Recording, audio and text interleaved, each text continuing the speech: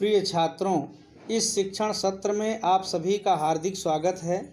हम लोग संस्कृत के पाठ्यक्रम में पहले खंड गद्य खंड के अंतर्गत चंद्रापीड़ कथा उत्तरार्ध भाग के गद्यांश पर आधारित प्रश्नोत्तर पढ़ रहे हैं।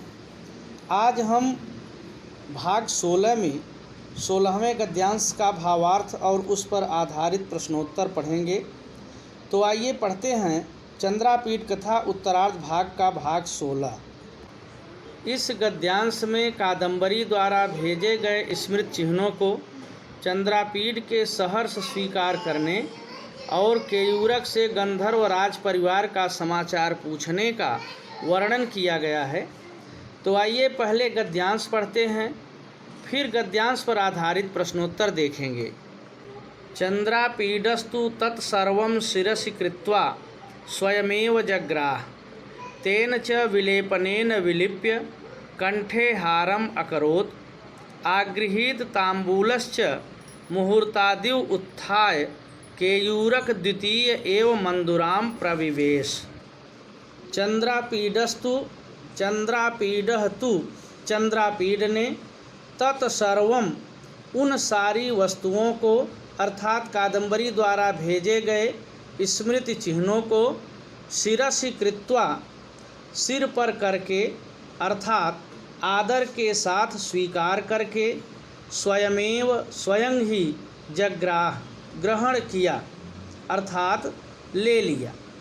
तेन च और उसने अर्थात चंद्रापीड ने विलेपनेन लेप से विलिप्य लेप करके अर्थात लेप को शरीर पर लगाकर हारम हार को कंठे गले में अकरोत कर लिया अर्थात हार को गले में धारण कर लिया। आगृहीत तांबूलश्च च और तांबूलः पान आगृहीत ग्रहण करके अर्थात पान खाकर मुहूर्तादिव थोड़ी देर बाद उत्थाय उठकर केयूरक द्वितीय एव केयूरक के साथ ही मंदुराम घुड़साल में प्रवेश किया।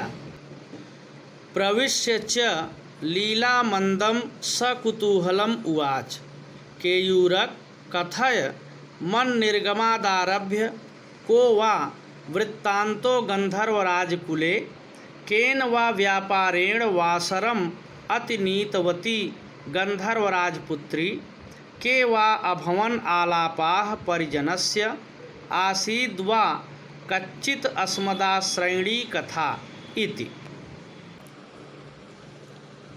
प्रविश्य च और घुड़साल में प्रवेश करके लीलामंदम प्रसन्नता के साथ एवं सकुतूहलम उत्सुकता के साथ उवाच बोला। केयूरक चंद्रापीड ने कहा, हे केयूरक कथय कहो मन निर्गमादारभ्य मत निर्गमात आरभ्य मेरे निकलने के समय से गंधर्वराज कुले गंधर्वराज परिवार का को वा वृत्तांतः क्या समाचार है।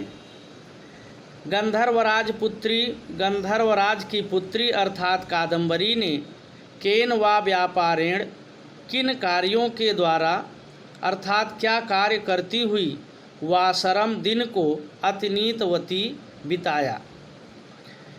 परिजनस्य सखियों की के वा आलापाह क्या बातचीत अभवन हुई अर्थात कादम्बरी के साथ सखियों की क्या बातें हुई।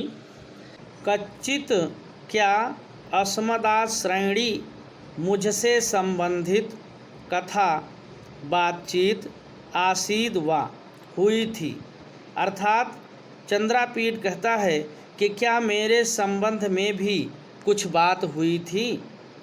इस प्रकार गद्यांश का भावार्थ यह है कि कादम्बरी द्वारा भेजी गई सारी वस्तुओं को चंद्रापीड ने बड़े सम्मान के साथ स्वीकार कर लिया। जो लेप कादम्बरी ने भेजा था उस लेप को अपने शरीर पर लगाया और हार को गले में धारण कर लिया। तत्पश्चात पान खाया और थोड़ी देर बाद उठकर केयूरक के साथ ही घुड़साल में चला गया। वहाँ जाकर प्रसन्नता और जिज्ञासा के साथ चंद्रापीड ने केयूरक से पूछा कि हे केयूरक, बताओ मेरे वहाँ से आने के समय से अब तक गंधर्वराज परिवार का क्या समाचार है? कादंबरी ने किन कार्यों में अपने दिन बिताए? सखियों के साथ उसकी क्या बातें हुई और क्या मेरे संबंध में भी कोई बात हुई थी? तो छात्रों, यह इस गद्यांश का भावार्थ था। अब इस गद्यांश पर आधारित प्रश्नोत्तर देख लेते हैं जो आपके प्रश्न पत्र में पूछे जा सकते हैं। प्रस्तुत गद्यांश पर आधारित पहला प्रश्न है, उपर्युक्त गद्यांशस्य पुस्तकम लेखकम च नाम लिखत। उपर्युक्त गद्यांश की पुस्तक और लेखक का नाम लिखिए। उत्तर इस प्रकार से लिखना है, प्रस्तुत गद्यांशस्य पुस्तकम नाम चंद्रापीड कथा, अस्य लेखकः च बाणभट्टः अस्ति। प्रस्तुत गद्यांश की पुस्तक का नाम चंद्रापीड कथा और इसके लेखक बाणभट्ट हैं। दूसरा प्रश्न है, केयूरक कथय मन निर्गमादारभ्य को वा वृत्तांतो गंधर्वराजकुले। रेखांकित अंश का अनुवाद कीजिए। रेखांकित अंश का अनुवाद इस प्रकार से लिखें, केयूरक, बताओ मेरे वहाँ से आने के समय से अब तक गंधर्वराज कुल का क्या समाचार है। गद्यांश पर आधारित तीसरा प्रश्न है, चंद्रापीडः कम स्वयमेव जग्राह। चंद्रापीड ने किसको स्वयं ही ग्रहण कर लिया? तो हम लोग गद्यांश में पढ़े कि कादंबरी के द्वारा भेजे गए स्मृत चिन्हों को उसने सम्मान के साथ ग्रहण किया। तो उत्तर इस प्रकार से लिखना है, चंद्रापीडः कादंबरी प्रहितानि अभिज्ञानानि स्वयमेव जग्राह। चंद्रापीड ने कादंबरी द्वारा भेजे गए स्मृत चिन्हों को स्वयं ही ग्रहण किया।